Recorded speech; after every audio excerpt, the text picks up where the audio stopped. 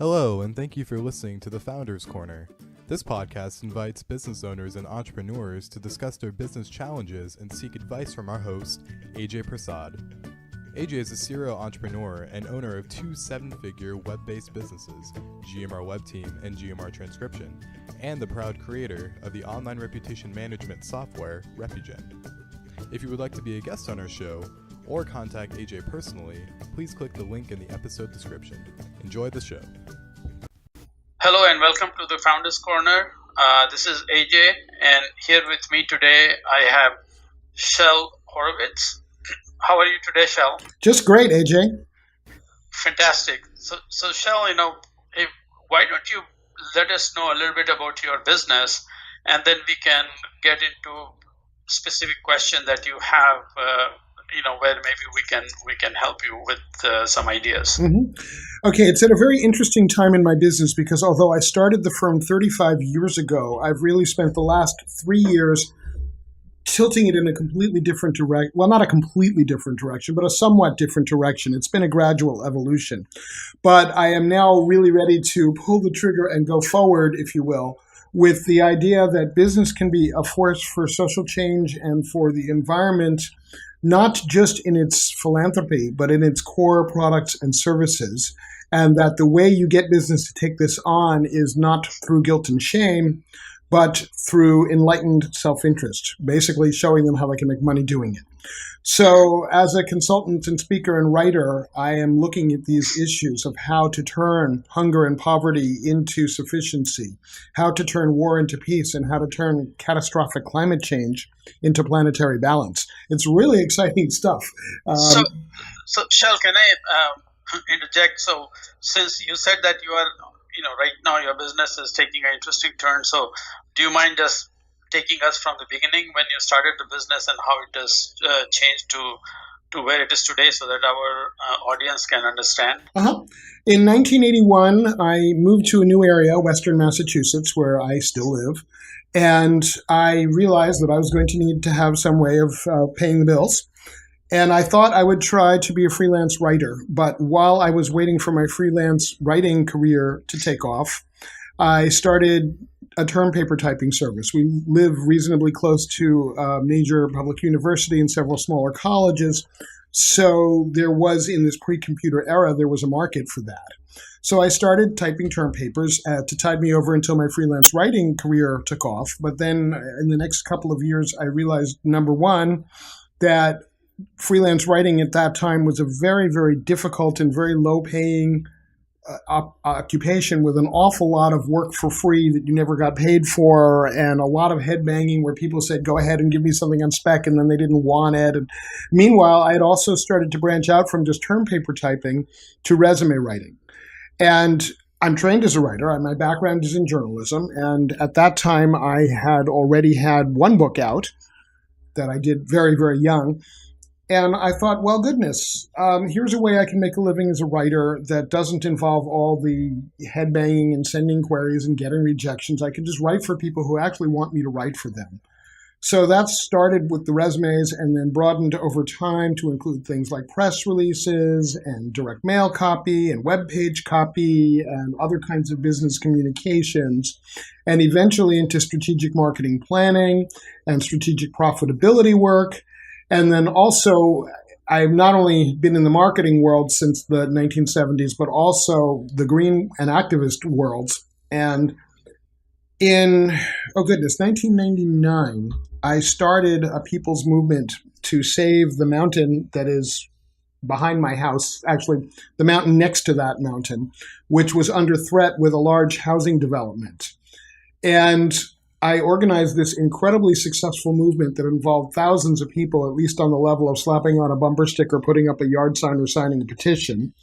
We could pretty much routinely bring out 400 people or so to public hearings, and keep in mind that I live in a town of 5,000. So this was like 8% of the town would be showing up at a meeting. And within a very short time, I thought it would take us 5 years to defeat this, and we did it in 13 months flat.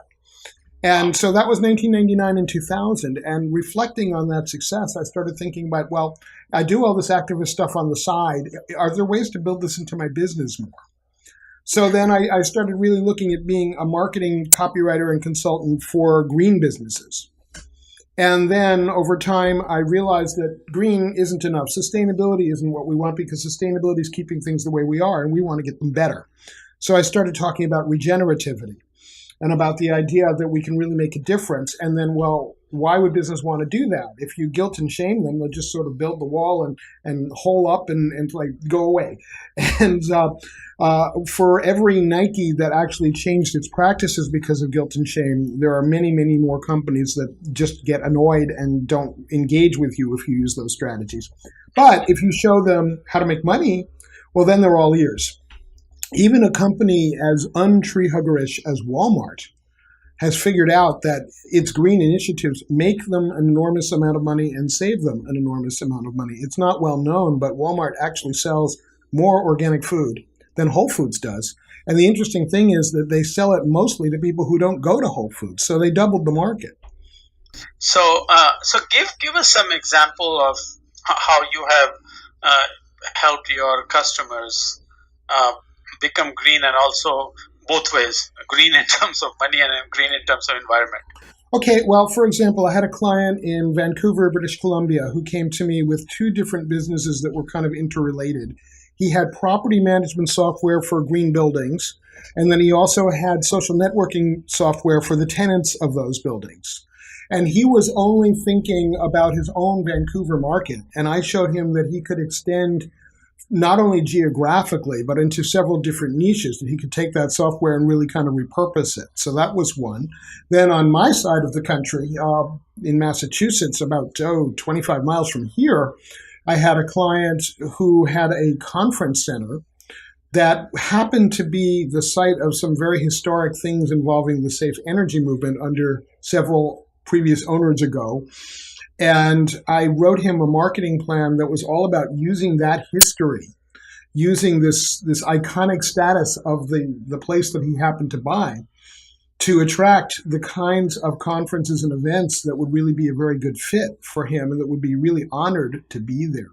So those are two examples. Okay, good.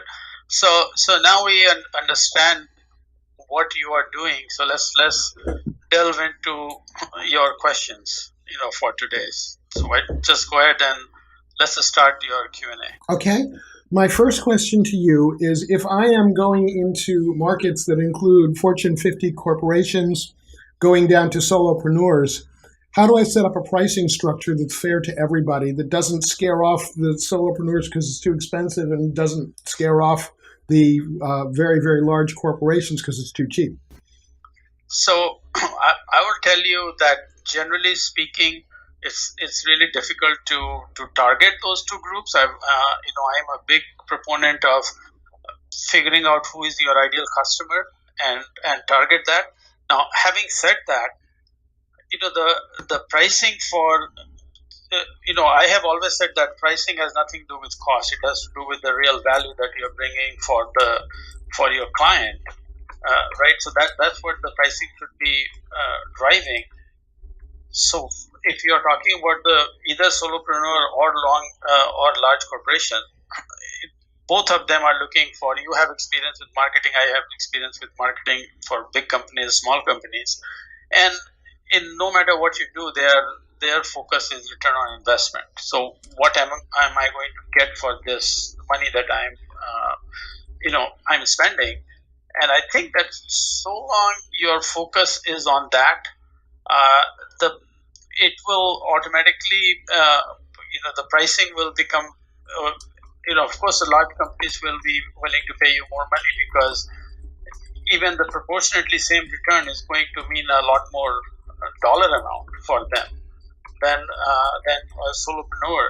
So what you are doing is a huge challenge from my perspective, as a marketer myself, is like, how can I become really relevant for someone who is just starting or working from home, and for Walmarts of the world. And generally speaking, is difficult, but every individual case can be very different. I know that some of the services that we provide, for example, we can very easily do it. We have customers who are doing $2 billion in revenue, and we have customers that are literally like few $100,000 in revenue. We have done that, but those are the customers who came to us directly. So my target is always the smaller businesses. So the big company came and they like what I offer, because what we offer is equally relevant. So I understand what you're saying, that what you are offering is totally relevant for everyone. But in terms of marketing and pricing, my suggestion is that you almost have to have a two separate strategy for that.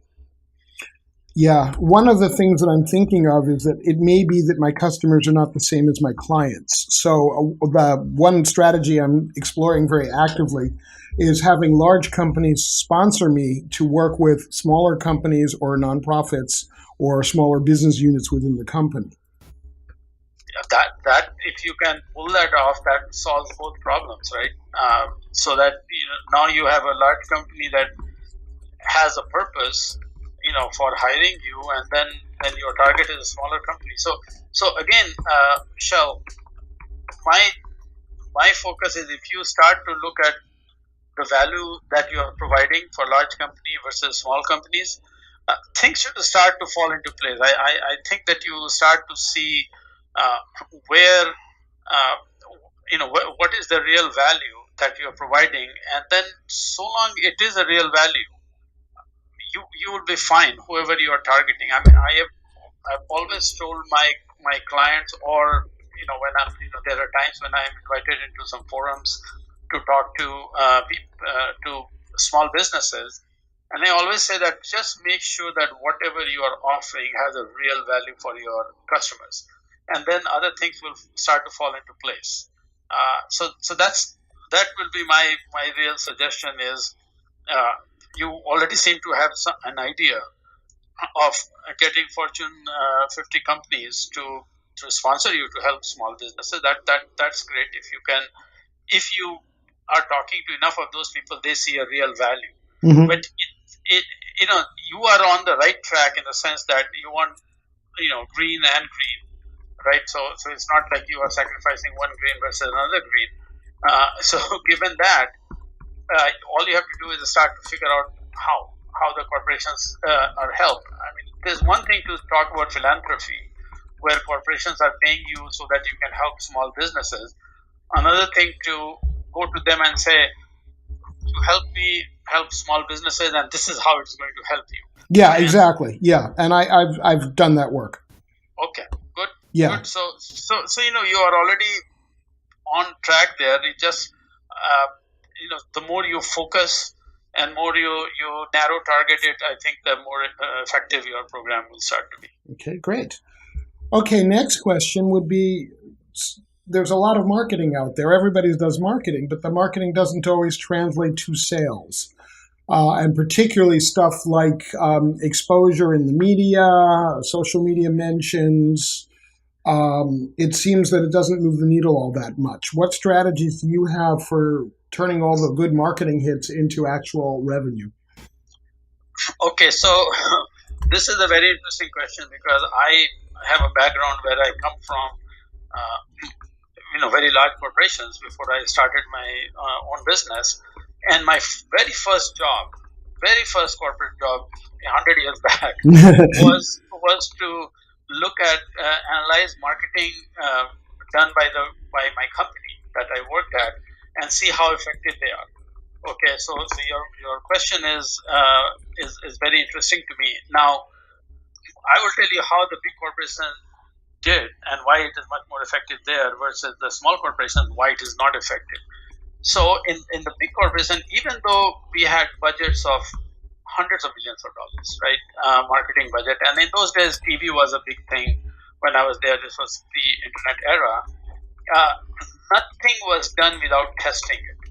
So even though the company thought this was one of the best programs ever, we will go and test it in a small market. So given the budget, because they had $100 million budget, so the testing we'll spend $500,000 to test in a small market to really understand what kind of results that we see before we will launch it. Okay, and then even when the campaign was being done, it was monitored very closely, literally, you can say every day, to make sure that it is bringing the return. Now, fast forward, most of the small businesses that I deal with, what I'm seeing is the reason why so much marketing fails to move the needle on sales is because they don't have a mechanism for monitoring and assessing results. I have, I cannot tell you how many small companies come to me and they say, "Oh, we hired this SEO company and it's not working." And I would say, "How do you know that it's not working?" And they're like, "Well, see, we are not on page 1 for this keyword." I'm like, "Okay, so when was the last time you took page 1 ranking to the bank?" And they have no answer. So if you put the wrong metrics, you always have to test, right? And you always have to measure the results. And so long you put the right metrics for results. So for example, from my training that I have, the only thing that I focus on is return on investment. And trust me, I have worked for some very large corporation where when they spent like 15, and this is like an oil company. So when they spent the $25 million on a ad campaign and I just was invited to sit into the presentation of the result. And they were talking about all these, this is awareness, this is ad awareness, this is this. And I'm sitting there. Finally, I got impatient, raised my hand and say, "I'm sorry, what did it do to sales?" Mm-hmm. And I got a long lecture from the presenter why we should not be judging, the result of ad on sales. Now, I think that is a bunch of garbage. I'm with you on that. I definitely come from the direct marketing camp and not the image advertising camp. So long, if the only reason marketing fails to move the needle is because someone is not monitoring it on a regular basis and tweaking it. Having been in marketing for so many years, in decades myself, there's seldom any program that I launch that is 100% it's a straight home run from the get-go. Mm-hmm. It's almost like you launch it, then you say, "Hey, this worked, this didn't work," and then you tweak it and you tweak it and tweak it, and eventually you get to a point where you know that I'm going to put this much money, I'm going to get this much money back. So the small business owners, either they give up very quickly, or they will just drag something on forever. It's because they don't have a good measurement in place to judge the effectiveness, try to understand why it is working and not working, and then tweak it to make sure that it starts to work. Mm-hmm. Interestingly enough, the Save the Mountain story was one of the rare cases where image marketing actually seemed to work. I was pretty shocked to see how much awareness we had built with our lawn signs and our bumper stickers. I had very low expectations for those, and I let people who wanted to do them, but I really didn't have any expectation that they would do anything, and they did. They really built a brand for us. Yeah, sure. I'm not saying that image advertising never works. Oh no, I'm not hearing that you are. Yeah, in fact, today's world, what happens, especially if you're a small business owner, someone, is either through referral or they find you somehow. They see your signage or they find you on Googling it. But what's the next thing they do is they go and check your reviews, right? Mm-hmm, mm-hmm. That is image. Yeah. And I always tell businesses that you have to be very proactively building your reviews online, because that is how a huge chunk of people judge whether they should be doing business with you or not. So I'm not saying that image has zero value, but again, you have to have that measurement in place. And so long you have a very clear objective to start with. So you're saying, hey, you know what, I need to build this kind of awareness because this will give me, and as a result, it's going to give me this result. Then you can judge, you can monitor both, right? You can monitor the awareness level, and then you can monitor whether it's bringing the desired results that you thought it will bring.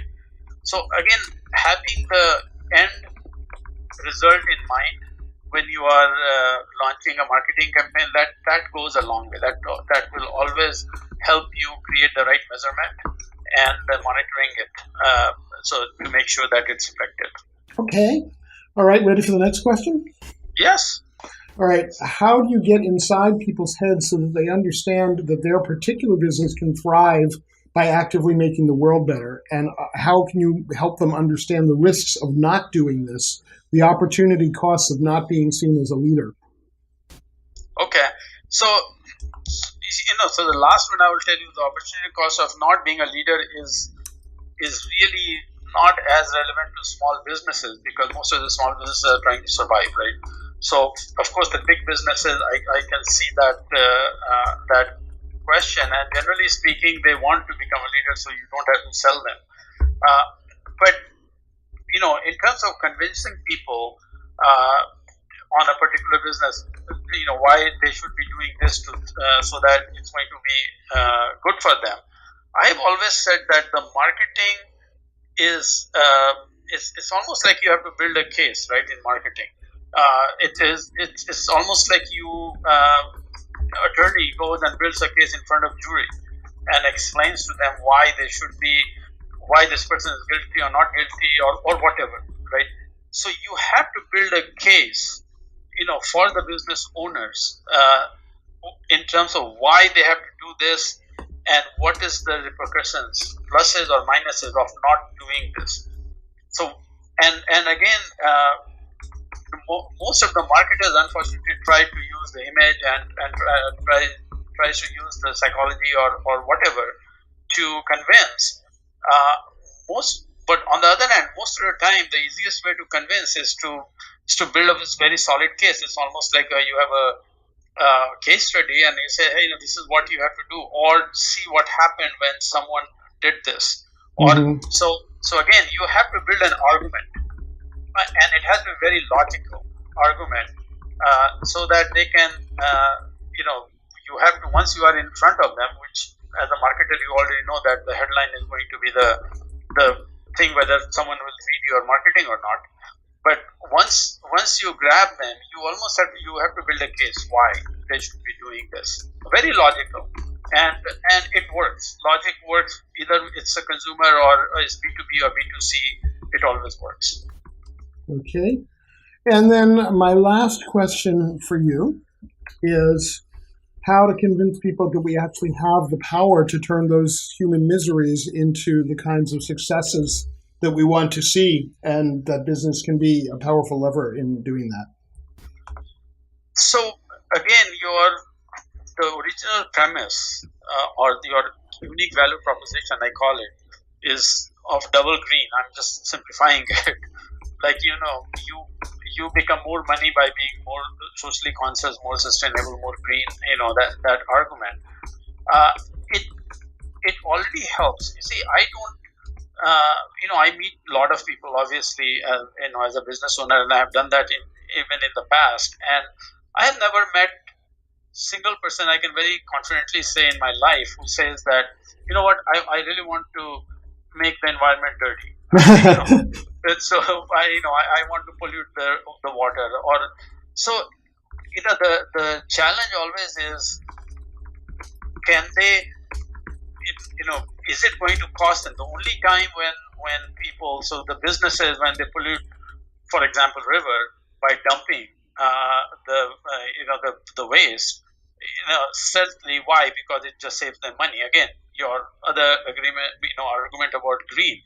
So the idea is, and I'm not saying that those businesses are doing the right thing. I'm just saying that if they could, even the worst offender, if they could do that without a huge cost, the chances are they would do it, right? So no one wants to go and say, let's pollute the river today and see what happens.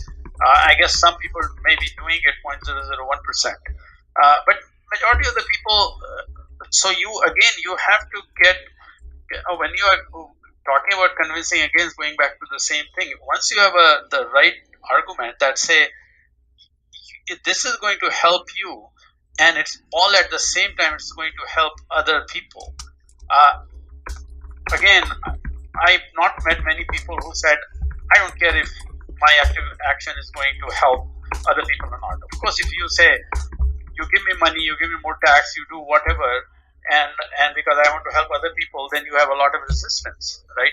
But if helping other people ends up helping you also, that helps. That's the reason why, like, the Chamber of Commerce is, at least in the Southern California area, they do a very good job of bringing different expertise, people with different expertise in front of people, in front of small businesses or whatever. So that when, for example, when I am invited to come and talk about marketing strategy by Chamber of Commerce, yes, it takes my time. I have to make preparation, so there's a cost to me. But then in that, what it does, it educates people, and I walk back with some potential clients. Right? Of course. Yeah, that's why we speak. This becomes a total win-win. Yes, absolutely. And I do phrase it that way. I have a talk, for example, called Making Green Sexy. And in that talk, I talk from two perspectives. One is the perspective of there are three different types of markets for green products and services. There are the deep greens, who are the environmentalists who make every decision on the basis of how will this help or hurt the earth. There are the lazy greens, which includes people like my mother-in-law. My mother-in-law lives in Queens, and I will imitate the way she speaks. I stayed at her house when I was going to tour the Markel toilet paper factory, which is 100% recycled and has been for more than 60 years. And she says to me, I always buy Markel because it's recycled. Well, the reality is she's a lazy green. She's not a deep green. She always buys Markel because it's not only recycled, but it's next to the Scott and the other brands on her supermarket shelf where she already is. Correct. Yeah. So for her, it's very easy to market as long as you have the distribution that makes it convenient. And then there are the non-greens. And for the non-green, you have to present arguments that are self-centered benefits. You have to say this is more durable, this is cheaper, this will this will be more comfortable to use. This all those the actual ultimate benefits, one-to-one person. So you can market very successfully green products to the Hummer driving, cigar smoking, non-environmentalist climate skeptic, but you have to do it on the basis of their self-interest. Correct. Yes. And the other piece I do in the Making Green Sexy is I make the case of how much money businesses can save and make. We talked about Walmart earlier, but there are examples in my book. My most recent book, which is my 10th, is called Guerrilla Marketing to Heal the World. And I have a lot of case studies from very, very well-known businesses like General Electric, like Toyota, Procter & Gamble, of how they've really been able to monetize green products and services, both by saving costs, because energy, of course, is a huge cost, water, materials, all of these things are huge costs, and the greener you go, the less you're spending on those things. And also on the revenue side, because people want to buy it. Think of the Prius. You live in Southern California. I live in Western Massachusetts. I think those are both areas where a Prius is considered a status symbol. Who would have thought 10 years ago, 15 years ago, that people would be buying Priuses to show off? Yeah, you see, now they have started buying Tesla here. Right, yes. And Tesla, it's been very interesting to watch that company because he has taken the money he's made with Tesla and with some of the other ventures he's been involved with, in particular his earlier successes, and he's really invested it into cutting-edge technology that's going to make the whole planet greener. Just the other day, he announced a new solar roofing tile that he says is cheaper than putting on a conventional roof and then solarizing it. It's actually built into the tile. I looked for something like this when I had to put a new roof on my house in 2009, and the technology was in existence, but it was very experimental and very, very expensive, and I couldn't do it. Mm-hmm. Yeah, again, to your point, see, when you can give me a roof that is cheaper than my current roof and also reduces the cost of electricity. I mean, someone has to be an idiot to say, you know what, I don't care because it's going to help environment, right? Yeah. So everyone will take it, and I think that is the, my final thing will be that needs to be the real focus. I think that when you are talking about the deep green and the lazy greens, they were too. They are already doing it anyway. You don't have to convince them, right? Right. So it is the third group, which is the largest group actually. Still, I'm going to argue that I think the lazy greens are probably the largest group, but that's fairly recent. I agree with you. 10 years ago, I think it would have been the non-greens, but that has shifted. Yeah, correct. I agree with that. So for the lazy green, you already know that largest group, all they need is availability and value, right? Yeah. And they will do it. So that is the direction that everyone has to take. When the solar power came in, and I remember people trying to sell me, and I did a return on investment, and it was like, geez, it will, I have to own this for 30 years before I will recover my money. So the only reason I would be spending this $30,000 is because, I'm green. Right? Well, I should ask you to look again at that because the numbers have changed a lot. Solar has become much cheaper now.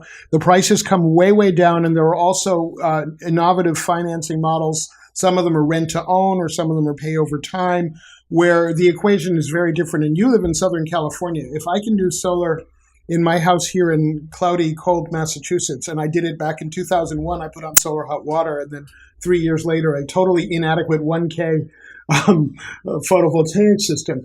But in Southern California, as long as you're not under a cliff or under a big palm tree, you should easily be able to do it. And I think you'll find the payback is much less than it was when you looked into it before. I already know, because you see, that's what I was going to tell you, that when 10, 15 years back, when they started, you would not find any solar cells on the homes, because very few people, again, that was a status symbol at that time.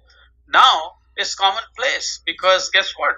All of a sudden, financially, it makes sense to put it. Exactly. So people are doing it. So I think that you are really onto it. It's just you have to build that case very strong so that people, they can see through it. It's one thing to say it, but another thing to create a whole argument, like you are a prosecuting attorney, and say, okay, hey guys, this is the reason why you should be doing this. So that will be, and there the self-interest or the return on investment has to be a very big piece. So long you can show the return on investment and green. I mean, like we agree, most of the people are lazy green. I mean, they want to do the right thing. Anyway. Yeah, I think so. Okay. So that is it. If you don't have any question, I don't want to take too much of your time. I just want to we can stop the recording. Well, before we stop the recording, there is one other thing I do want to tell people that who are listening, that if they want to learn more about this work, I have some gifts for your listeners. And the way you get to them is you go to goingbeyondsustainability.com/freebies, FREEBIES.